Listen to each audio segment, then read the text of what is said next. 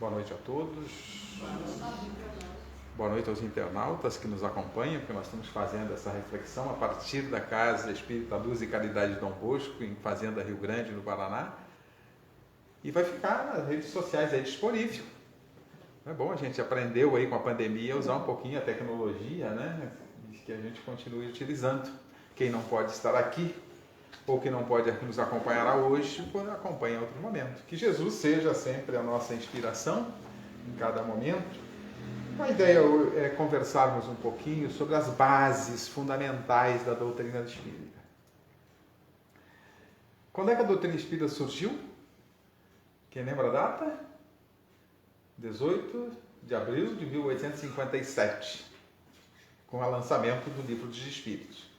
Mas se eu disser para vocês que a doutrina espírita já estava no seio da humanidade desde que a humanidade existe.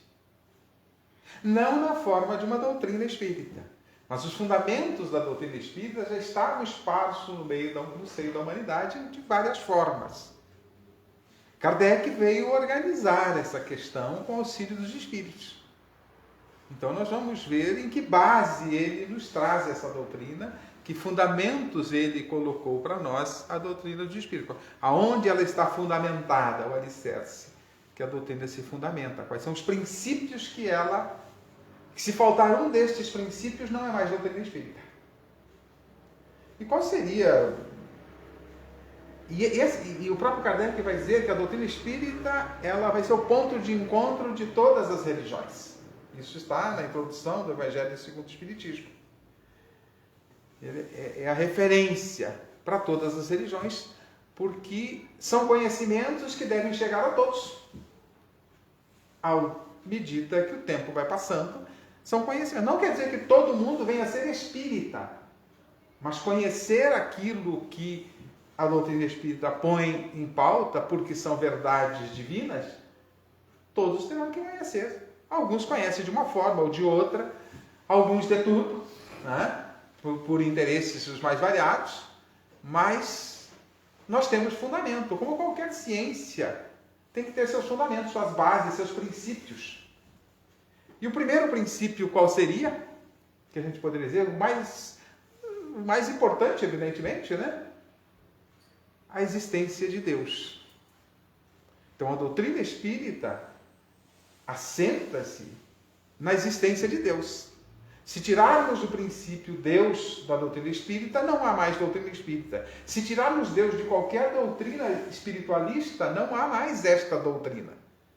Porque qualquer doutrina que se diga espiritualista no sentido genérico, né, Deus é a base de tudo. Mas como eu disse, este princípio Deus já estava na humanidade em busca de entendê-lo. E estamos ainda até hoje buscando entender Deus. Né? Mas já estava no seio da humanidade. Nós começamos, se formos pensar um pouquinho na história antiga, nós vamos encontrar os deuses pagãos. Eram os seres humanos que ele tinha o sentimento de algo superior a ele. Mas tudo que era superior a ele, ele transformava em Deus. Inclusive os reis. Né? Porque os reis eram superiores. Né? Se a gente olhar a história do Egito, o faraó era um Deus vivo na terra. Tal era a prepotência humana de que isso fosse possível. Né? Deus é único e não se materializa. Ele não precisa, não utiliza de um instrumento material. Então, desde o paganismo, os reis eram deificados, eram considerados deuses, e eram tratados, né, alguns como deuses, e se consideravam deuses. Quando não iam tão longe, eles se consideravam emissários diretos de Deus. Mas é o caminho que a gente foi buscando. Mas Deus, que precisa nos orientar, no momento apropriado, Ele foi nos falando de Deus, nos mandou um povo para nos falar de Deus. Coube aos judeus, ao povo judeu, nos trazer o verdadeiro Deus, o Deus Espírito, o Deus que está presente em todos os lugares, que o seu pensamento, a sua energia está em todos os lugares, ao povo judeu coube a tarefa no momento apropriado, porque não adianta nós começarmos, por exemplo, eu gosto muito de comparar com a escola, né? Não dá para começar com álgebra quem nem sabe a tabuada ainda. Então tudo a seu tempo. E as lições divinas eram para nós tudo a seu tempo. E até mesmo para falarmos de Deus. Apesar que a ideia de Deus e Espírito tinha começado já, houve um momento no Egito Antigo que eles... teve um faraó que ele comunicava-se com os espíritos e ele entendia que esses espíritos eram deuses, era Deus. E ele criou a ideia do monoteísmo, mas não foi muito longe, foi só até a duração da vida desse faraó. Depois acabou-se a ideia.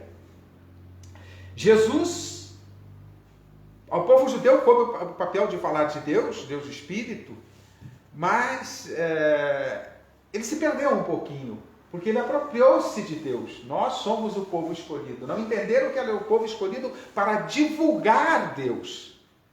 Não, nós somos o povo escolhido de Deus.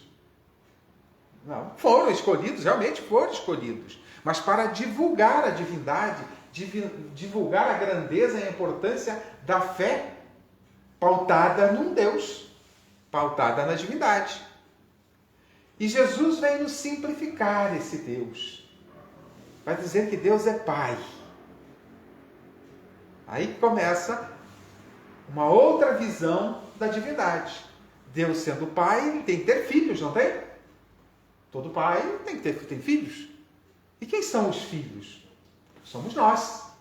Mas veremos um pouquinho mais à frente o que em nós é filho de Deus. Né? No próximo item a gente vê um pouquinho o que em nós é filho de Deus. No livro dos Espíritos, aí quando vem a doutrina dos Espíritos, Kardec começa por Deus. A primeira pergunta do livro dos Espíritos é: que é Deus? E os mortais respondem, não é quem é Deus. Até nisso há uma sutileza. Quando a gente estuda o livro dos Espíritos, eu digo que é importante que a gente estude também e reflita também sobre a pergunta. Porque a própria pergunta já enseja um conhecimento. Kardec era muito inteligente para fazer pergunta, muito preparado. Então a própria pergunta já é um ensinamento. Ele já denota uma reflexão. E a resposta complementa esta reflexão. Então, o que é Deus? Não foi quem é Deus. Porque se fosse quem, nós teríamos que personalizá-lo. E Deus não se personaliza. Se pensamos em atributos de Deus para a nossa compreensão, mas está muito longe de compreendermos a divindade. Então, na pergunta, inteligência suprema e causa primária de todas as coisas. A maior inteligência de todos os tempos. E aquele que deu origem a tudo. Resposta simples e clara para a nossa compreensão. Fácil da gente compreender. Na pergunta número 4, Kardec pergunta, como podemos ter, eu estou interpretando, não são exatamente essas as palavras da pergunta, mas o sentido é este, como podemos ter a certeza, a convicção da existência de Deus? Os imortais respondem através de um axioma, de uma informação, de um conhecimento trazido pela própria ciência. Que diz este conhecimento, esse axioma? Para todo efeito, há uma causa que lhe deu origem. E se o efeito é inteligente, a causa obrigatoriamente tem que ser inteligente. Não tem como um efeito inteligente, um resultado inteligente ter saído de algo que não é inteligente. Então, se você olhar qualquer objeto que está aqui, precisou da inteligência do homem para produzi-lo. A cadeira, a mesa, o tripé, o celular. Não brotou aqui. Nada disso brotou aqui, do nada. Né? Mas o universo brotou do nada. E a lua maravilhosa que está hoje, ontem já, né? Brotou do nada. A lua está sempre bonita, ela é pequenininha ou grande, mas hoje ela estava exuberante. O que eu vi, um olho na lua e um olho na estrada. É um efeito altamente inteligente. O próprio movimento dos planetas é um efeito inteligente. não tem a mão do homem. Precisa da inteligência superior ao do homem. Dito de uma forma mais simples, pela obra se reconhece o autor. Então, a doutrina espírita vem, na primeira parte do livro dos Espíritos, nos falar de Deus nessa forma. São esclarecimentos racionais, usando a razão. Quando você olha a obra e percebe a grandeza dela, e não tem a ação do homem, você tem que achar uma causa outra maior que o homem. E aí encontramos Deus. Quando pegamos o livro A Gênese de Kardec, praticamente ele nos fala de Deus falando da obra. Apesar de que no capítulo 2 da obra A Gênese, o que ele nos traz? Deus, aí ele fala especificamente de Deus. E ali também ele fala quais são os atributos da divindade. Porque nós colocamos atributos em Deus que são humanos. Nós criamos lá na antiguidade, o Zeus dos gregos era rancoroso, vingativo. Quando ele ficava brabinho, ele mandava raios aqui para punir a gente. Será que Deus tem esses sentimentos? Não tem. Quais são os atributos da divindade? Os atributos que compõem a perfeição. Kardec trata muito bem no capítulo 2, como tudo Kardec trata muito bem, né? Mas no capítulo 2 da obra Gênesis, ele vai tratar mais ou menos de forma racional, da seguinte forma: se Deus cometesse um ato de injustiça, não seria mais Deus. Porque outro ser que não cometesse este ato de injustiça, este seria Deus. É uma maneira lógica, inteligente de olhar as coisas. Então, desta forma, encontramos o Criador, e é assim que Kardec nos apresenta. Não sei se vocês já leram a obra Gênesis, é lindíssima a obra Gênesis. Na verdade, nós deveríamos estudar todas as obras, não é só ler, né? É estudar todas as obras. Principalmente o Pentateuco, as 5 obras principais da doutrina espírita. Então, o primeiro fundamento da doutrina espírita é Deus. Sem Deus não há doutrina espírita. Se tirar Deus, não existe doutrina espírita. E o segundo fundamento são os filhos, os espíritos. Então, quando Jesus diz que Deus é Pai, Ele é Pai de quem? É Pai do Espírito. É nosso Pai. Porque às vezes ele diz, a minha alma, o meu espírito, não, eu não tenho um espírito, eu não sou proprietário de um espírito, nem de uma alma. Eu sou uma alma, eu sou um espírito, que no corpo físico chamamos de alma. Então eu posso dizer que eu sou um espírito que tenho um corpo, enquanto estiver por aqui. Porque em algum momento nós vamos perder esse corpo.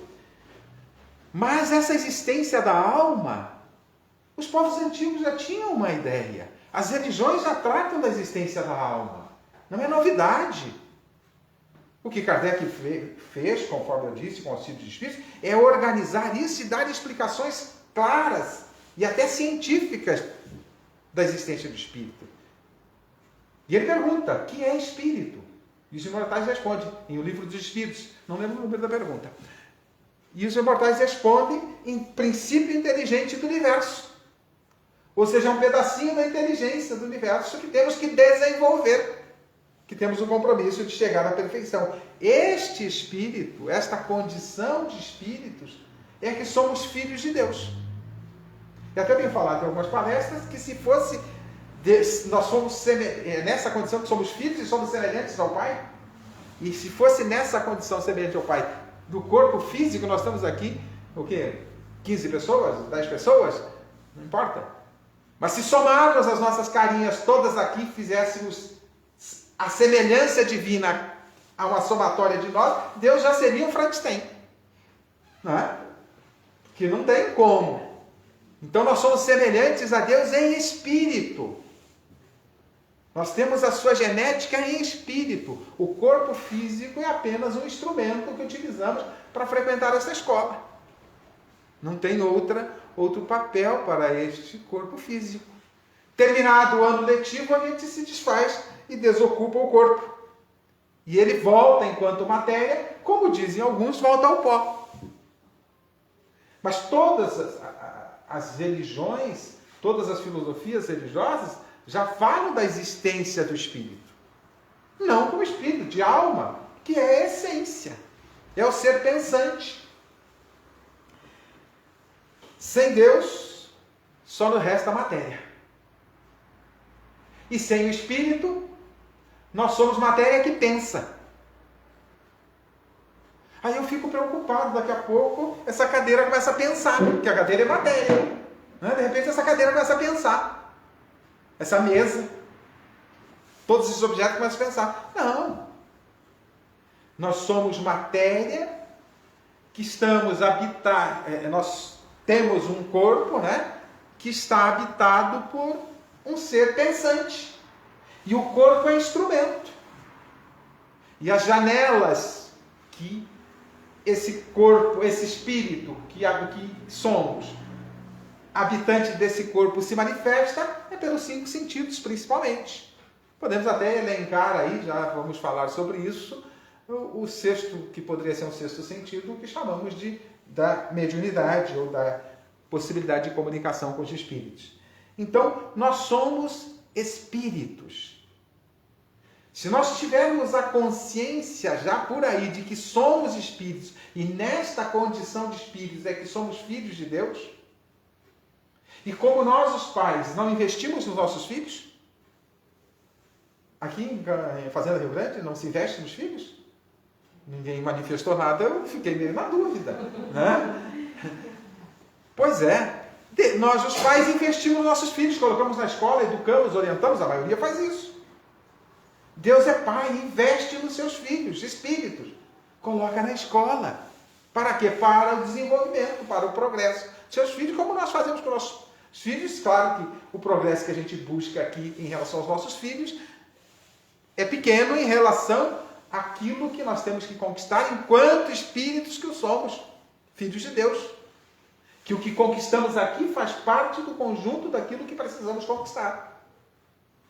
Então, muitas vezes, se nós tivermos a consciência de que nós somos um investimento de Deus, somos seus filhos, será que a gente precisaria de mais alguma coisa?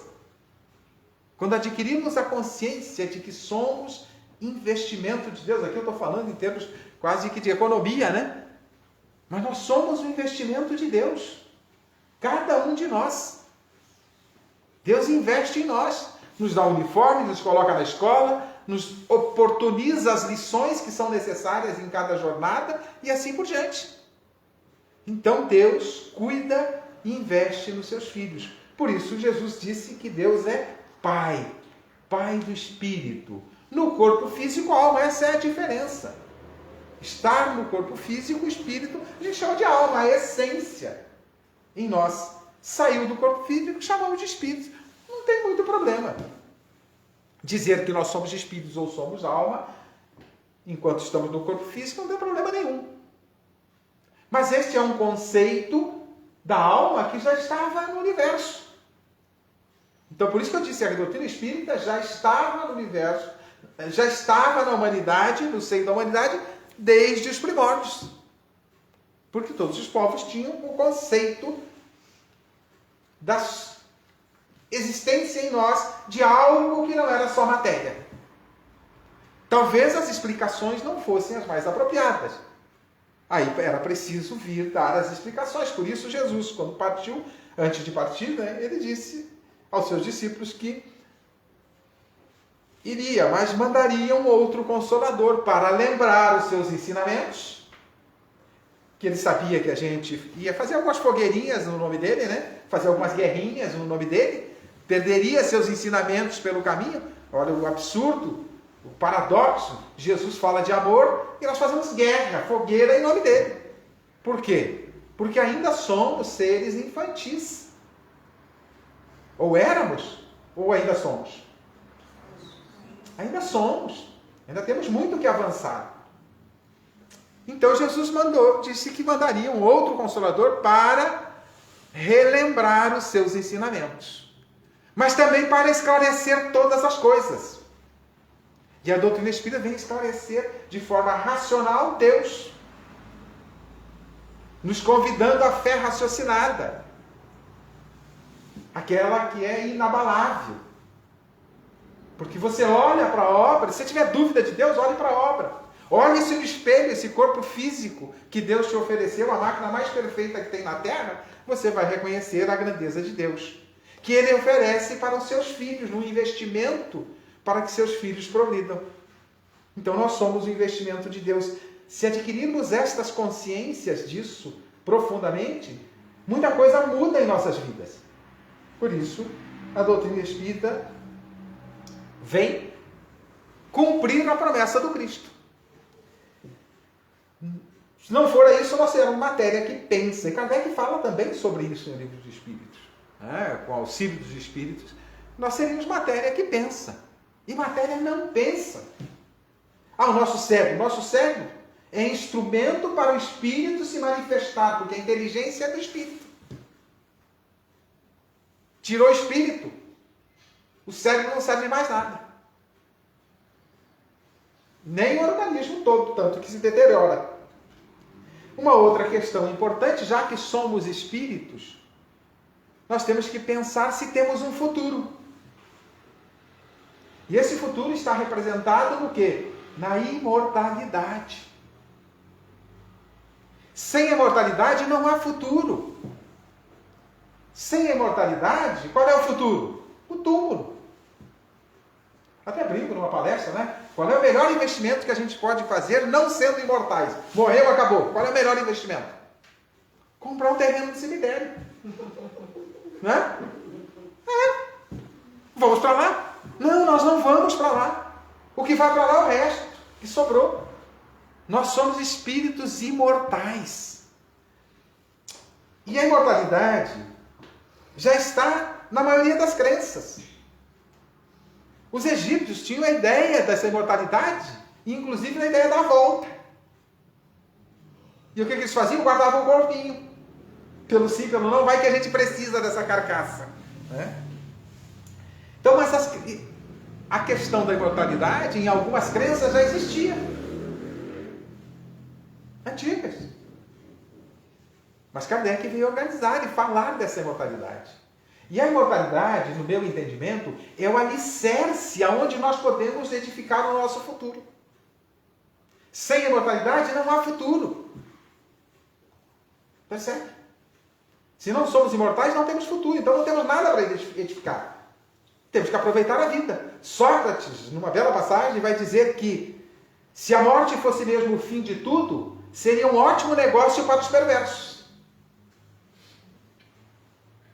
E será que estes que são perversos, eles acreditam que a morte seja o fim de tudo? E por isso são perversos, porque quem acredita que a morte não é o fim de tudo, tem que começar a pensar no futuro. Né? E o futuro está assentado na imortalidade. Sem imortalidade, nós somos imortais. Deus não tem princípio e não tem fim. Nós fomos criados por Deus em algum momento. Quando? Não sabemos.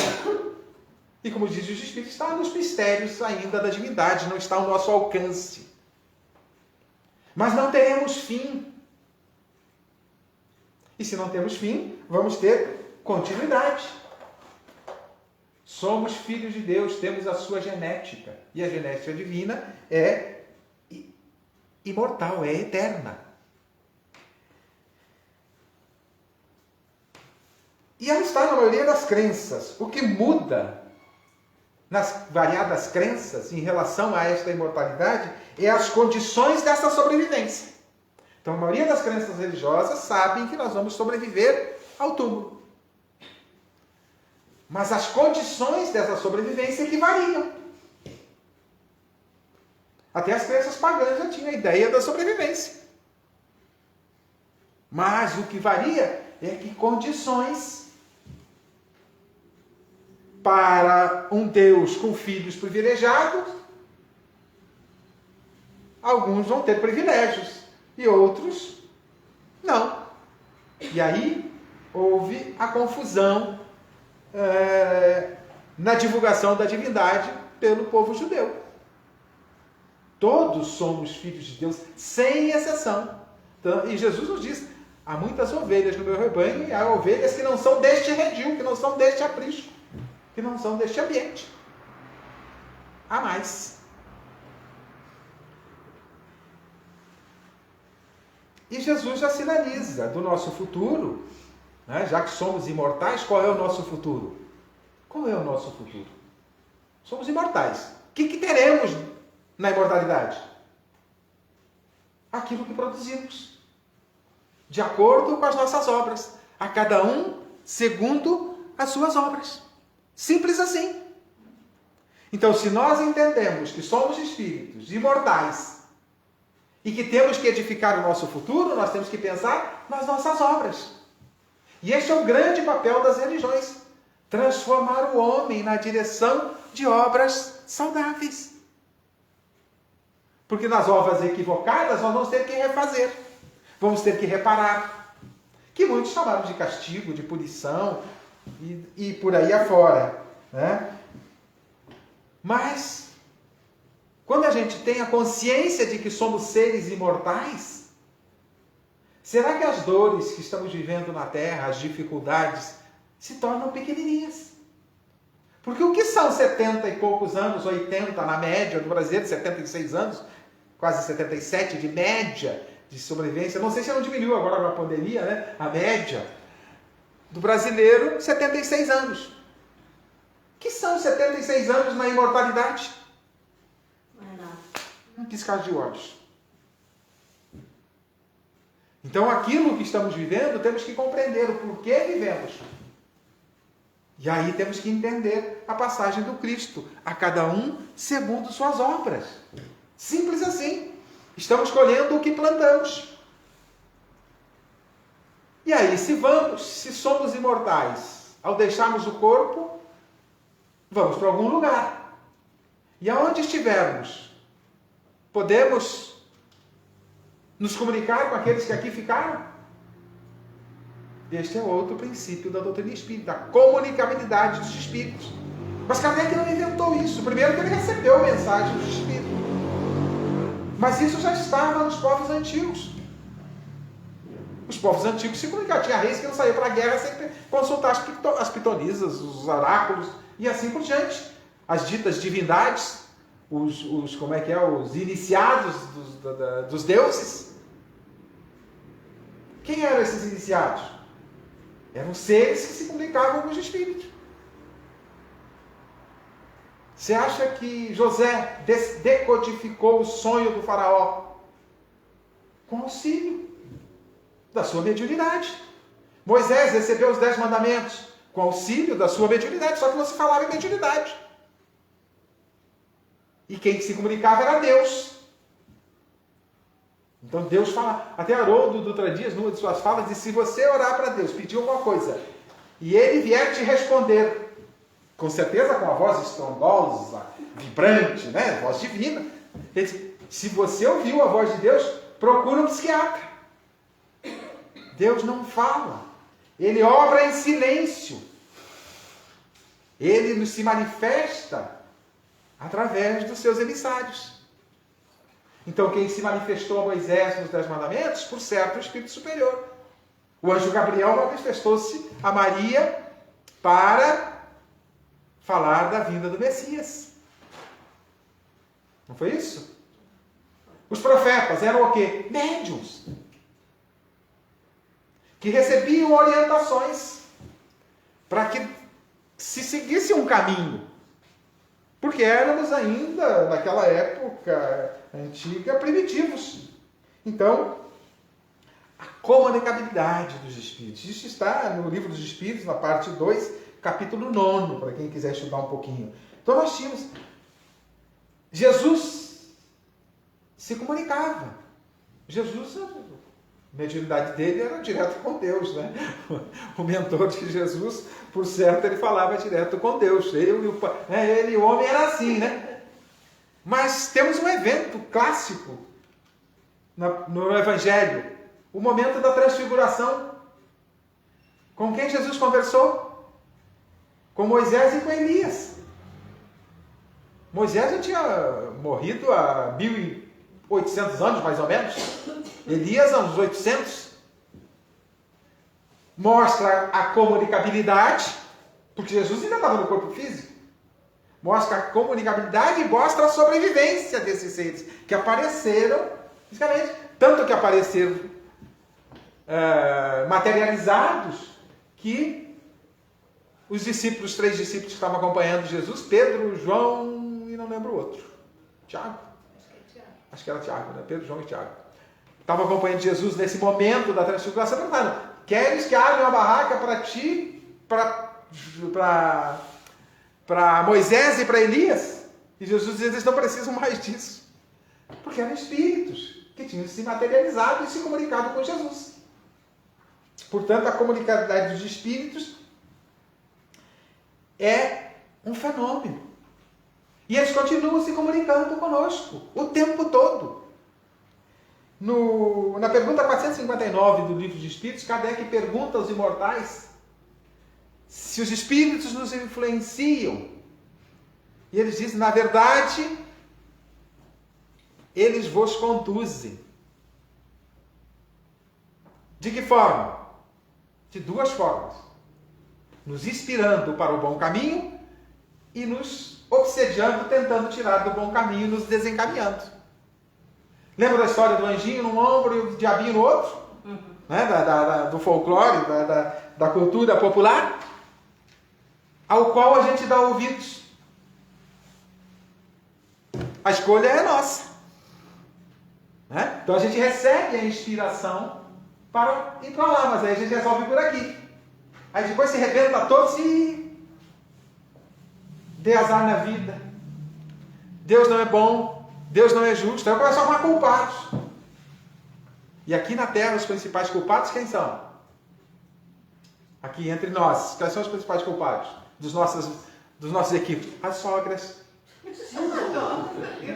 Não é isso? Qualquer coisinha a culpa é da sogra, né? No ambiente familiar, qualquer coisa, coitada das sogras, né? Que coisa absurda. Se não fosse a sogra, você não tinha o parceiro ou a parceira, né? Até falamos aqui sobre maternidade, um segredo entre a mulher e Deus, comentamos sobre isso. Então, na verdade, os espíritos tentam nos conduzir. Os emissários divinos, prepostos do Cristo, tentando nos levar para o caminho do bem. E os espíritos perturbados, tentando nos perturbar. Cabe a nós dar ouvidos. O diabinho e o anjinho. A escolha é nossa. Porque a responsabilidade é nossa. A escolha é função do livre-arbítrio. Livre-arbítrio que Deus nos ofereceu. Por isso eu tenho falado bastante sobre liberdade. Liberdade, a vida e a liberdade são 2 patrimônios inalienáveis. E nós às vezes brincamos com a liberdade. Temos que tomar cuidado. Né? Os nossos atos não nos levem, no mínimo, às prisões humanas ou a perturbações sociais. Então temos que tomar cuidado. O livre-arbítrio é uma dádiva divina, que é a liberdade de agir. Só que Deus não é bobo. Por que Ele deu a liberdade? Porque junto com a liberdade está a responsabilidade pelos nossos atos. Nós somos responsáveis. Porque se nós não fôssemos responsáveis, se nós não tivéssemos liberdade para agir, não seríamos responsáveis pelos nossos atos. E Jesus não teria dito a cada um segundo suas obras. E a liberdade que atrela em si a responsabilidade. E à medida em que vamos amadurecendo, a responsabilidade se torna maior porque nós temos mais conhecimento, mais informações, mais condições. Assim funciona com os nossos filhos. Você não atribui responsabilidades a eles, por exemplo. O filho de 2 anos em casa, a mãe diz: eu vou sair, quando eu voltar eu quero o almoço pronto. Faz isso, não? Por quê? Porque ele não está ainda preparado. Mas à medida que ele vai crescendo, a gente começa a atribuir tarefas. O pai que educa, a mãe que educa faz isso. Porque senão vai criar escravocrata. Está cheio de escravocrata por aí. Então Deus nos deu a liberdade de agir. Mas deu junto a responsabilidade. Então os espíritos nos convidam. Vai para cá, meu filho. Aqui é melhor. Aí a gente segue o de rabo e tridente que está no nosso âmbito, que são simbólicos. Mas nós precisamos de um outro atributo na doutrina espírita, que está alicerçando a doutrina espírita, que é a pluralidade das existências. Precisamos de muita existência. Para quê?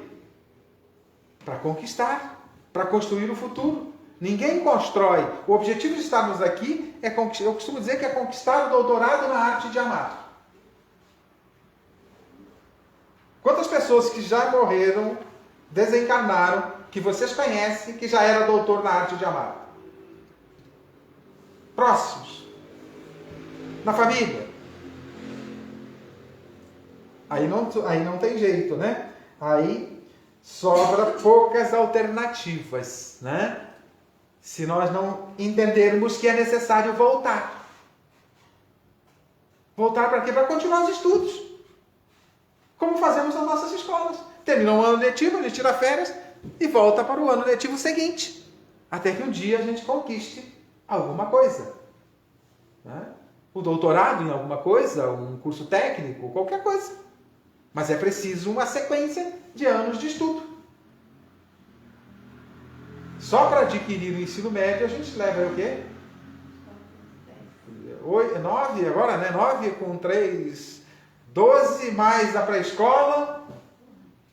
Só para ensino médio. E o ensino médio a gente tem o quê? Quase nada ainda. Né? Porque o ensino médio não nos dá uma profissão. E a gente tem que ir à luta. Os egípcios já sabiam da probabilidade das existências. Por isso eles guardavam aquele corpinho. Imagina aquela galera mumificada voltando. Né? Bem claro que as academias para ginástica, para emagrecer, coisa e tal, iam falir, porque o cara já volta sequinho, magrinho. Né? Eu fico assustado quando o cristão não acredita na necessidade da reencarnação, que é a necessidade da volta, que Kardec chamou de reencarnação. Por quê? Porque Jesus falou de reencarnação, está na Bíblia. Isso que tiraram um monte de coisa na Bíblia, nos tempos, pelos tempos afora. Mas está lá a conversa de Jesus com Nicodemos, a volta de Elias, na figura de João Batista. Elias já tinha morrido ali, naquela época, 800 anos mais ou menos, e João Batista era a volta de Elias, ficou muito claro, está no Evangelho, não vou entrar em muito detalhe. E Kardec vai nos dizer que a reencarnação representa a justiça divina. Meu filho, fracassou? Volta para a escola. Não concluiu o curso ainda? Volta para a escola. Simples assim. Então, a pluralidade das existências é fundamental. É uma base da doutrina espírita. Então, que nós, Kardec, chamou de reencarnação. Alguns faziam uma confusão com ressurreição e os panteístas que você podia voltar, os indianos, acho que é os indianos, né, que acham que você pode voltar no corpo de animal, né, ou coisas desse gênero. Não, você não anda para trás. Você pode perder facilidades que você não soube aproveitar. Deus te dá o talento da riqueza, por exemplo, e você usa mal. Aí você pode vir pobre para ter que... Deus te dá as mãos para você trabalhar, produzir, servir. De repente, você utiliza mal, pode ter consequências. Outro princípio é a pluralidade dos mundos habitados. Kardec pergunta aos imortais, na primeira parte do Livro dos Espíritos, no capítulo 3º, quando trata da criação, na pergunta 55, se são habitados esses mundos que perambulam pelo espaço infinito. E os imortais respondem que todos, porque Deus não criaria nada inútil. Só que a gente procura seres habitantes desses lugares com as nossas características. E quem diz que tem que ser com a nossa característica? Quem diz que tem que ser com esse corpinho bonitinho que nós usamos aqui, com esse uniforme que nós utilizamos aqui? Pode ser de outras formas. Né? Então a gente olha, se a gente não conhecesse os mares, não ia imaginar que seres conseguem sobreviver dentro d'água. Né? Se a gente não conhecesse os pássaros, não ia acreditar que é possível seres que andam perambulando pelos céus, pelo ar. E aí, nós vamos um pouquinho além, já que temos um futuro, temos que ter um destino. Não é? Qual é o destino? Qual é o nosso destino? já que sobrevivemos, sem a reencarnação, sem a volta, o destino seria céu e inferno, e depois, lá no 6º século, criaram o conceito de purgatório. Não tinha nem antes a ideia de céu e inferno ou purgatório. Nenhum dos três está coerente com a justiça divina. Talvez o purgatório um pouquinho mais próximo. O inferno é incompatível com a bondade e a misericórdia divina. É incompatível com Jesus quando ele diz que nenhuma de suas ovelhas se perderia. Para nós que somos cristãos, acreditar em inferno tem alguma coisa errada conosco, com a nossa compreensão. Porque se nenhuma das ovelhas se perderá, me parece que ir para o inferno, queimar eternamente, é perder-se. E também é uma punição por uma falha, por 2, por 3, que seja, por 1000. Deus, a justiça divina, concede uma pena eterna por erros cometidos em 70, 80 anos. A outra ideia é do céu. Para alguns, o céu nós vamos... E essa ideia já estava nos povos antigos também, céu e inferno. Não é invenção de Kardec. Esse destino nosso. Nós temos um destino. A perfeição. E quem nos diz? Jesus. E a ideia de céu? Para alguns, nós vamos ficar aguardando o juízo final, dormindo um sono eterno. Meu Deus, quando a gente acordar, já tem nego aí com mais de 12 mil anos dormindo. Porque aqueles que morreram lá no começo estão dormindo, esperando o juízo final. A hora que acordar, vai estar cansado de dormir, né? Outros dizem que nós vamos, indo para o céu, nós vamos contemplar o Criador pela eternidade. Gente, por mais belo que Deus seja, ficar a eternidade olhando para Ele é o inferno. Ele não vai me jogar um raio, porque não é isso que Ele quer. Você vê que aqueles que conquistaram a angelitude estão trabalhando. Vêm para estes mundos gerir, assumem um corpo físico para servir de modelo e guia, como fez Jesus. Não é isso que Deus quer. Então, sede perfeitos como o vosso Pai Celestial é. Como é que a gente vai ser perfeito em 70 anos? E aqueles que morreram com 2, 3 anos, 1 ano, que nasceram mortos, não tiveram a chance de adquirir a perfeição? Que maldade de Deus! Ah não, porque os pais pecaram, maior a maldade ainda. Meus pais fazem besteira e eu pago a conta. Não é? A gente está pagando uma conta aí de anos atrás, né? Alguém comeu uma maçã, né? Alguns anos atrás, e a gente está pagando uma conta aí. Mas que Deus malvado é esse? Eu já nem preciso dele, porque eu já me enrolo sozinho. Né? Não. Nós vamos pagar nossa própria conta, até que a gente aprenda. Estamos no mundo de provas e expiações para isso. Então temos um destino. Sede perfeitos. Nenhuma das minhas ovelhas se perderá, diz Jesus. E a gente é cristão e não acredita nisso. Não para para pensar nisso. Este é o único determinismo que temos. Ser perfeito. Todos nós seremos anjos um dia. Mas precisamos construir as asinhas. Eu procuro de vez em quando ver se está nascendo alguma coisa, mas não está fácil. Asinha de anjo. Né? Então estes são os principais princípios da doutrina espírita. Já estavam no seio da humanidade. O que Kardec fez com o auxílio de espíritos? Organizou, explicou, racionalizou, mostrou como é que as coisas funcionam, de forma até científica. E diz Kardec, o Espiritismo é a ciência que trata da natureza, origem e destino dos espíritos. Objeto de estudo de Kardec foram os espíritos. Bem como de suas relações com o mundo corporal e espiritual. Quais são as relações dos espíritos conosco? Qual é a nossa condição aqui? Por que estamos aqui? Por que sofremos? Né? E aí veio, com esse entendimento científico de Kardec, na forma que ele organizou a doutrina, e pela ciência da mediunidade, ele nos trouxe a doutrina espírita, com o auxílio dos espíritos e a comunicabilidade dos espíritos. Daí ele tirou uma filosofia de vida, que explica Deus, que explica os espíritos, que explica todas essas questões que citei e muito mais. Eu citei algumas. Percebe? Então, tirou uma filosofia. E aí veio a filosofia, a consequência disso. Dentro dessas filosofias tem uma moral e uma ética. Uma moral que nos convida a utilizarmos e a vivermos. É o sentido filosófico da doutrina espírita que chegamos na religião. O próprio Kardec diz que a doutrina espírita não é uma religião. Mas não é uma religião no sentido dogmático, no sentido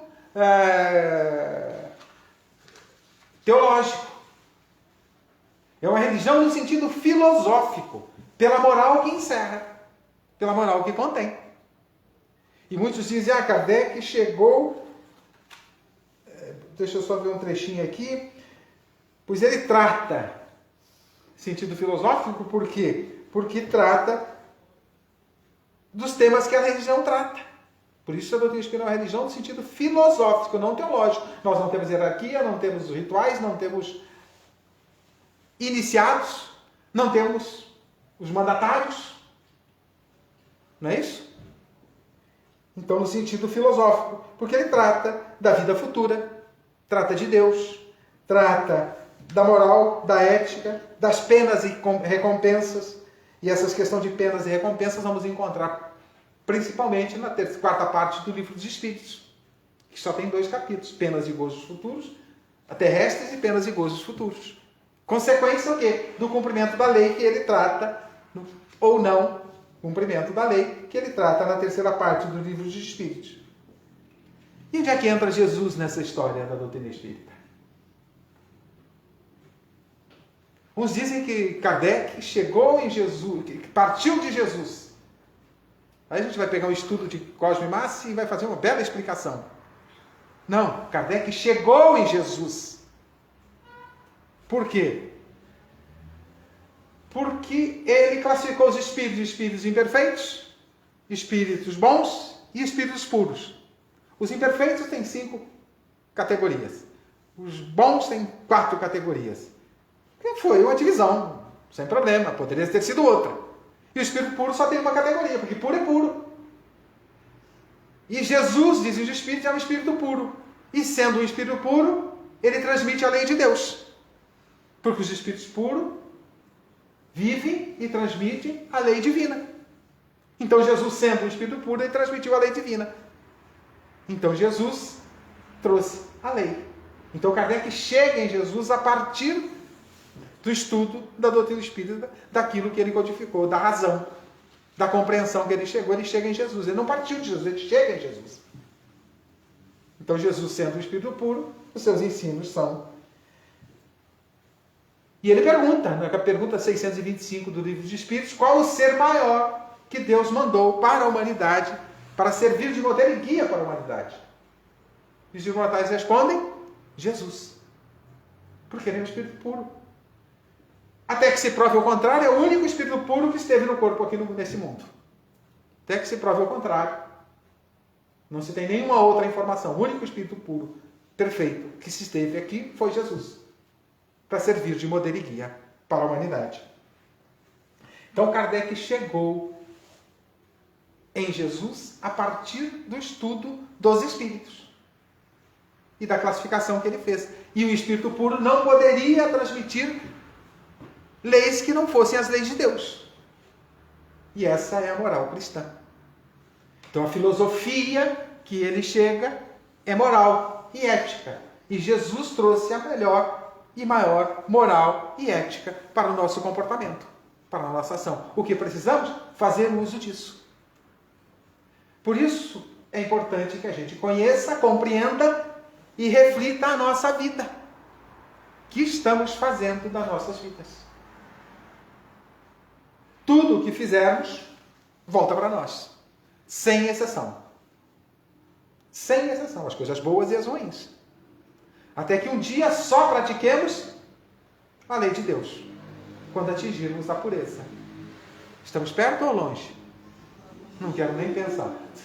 Nem pensar. Não é melhor nem pensar. Mas é importante pensarmos em caminhar, em fazer a nossa parte.